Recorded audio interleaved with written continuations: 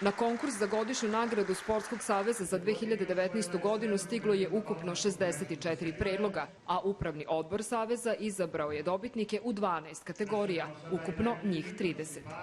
Ovo mi jako puno znači, nikad nisam bio u Zrenjaninu najbolji senior, Viktor već bio, ja mislim, jednom ili dva puta. Naravno, jako puno treninga je trebao, već 22 godina treniram rvanje. Pred nama su kvalifikacije za Olimpijske igre koje će biti održane u Londonu i kandidat sam da predstavljam našu državu na tim kvalifikacijama i nadam se da ću izboriti. Najbolji sportisti sa invaliditetom su Filip Bartole iz Sportskog kluba za decu i omladinu sa posebnim potrebama Handisport i Sanja Mijatović iz Stonoteniskog kluba K2.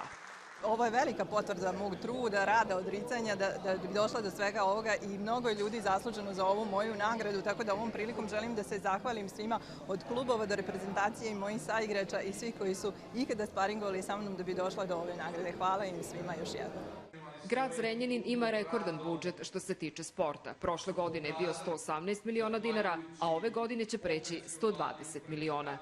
Grad Zrenjanin dobro je postavio način kako treba sport da funkcioniše i očekujemo još boljih rezultata u narednom periodu, a i još naravno teži zadatak za komisiju kada je u pitanju izbor najboljih sportista i sportskih radnika.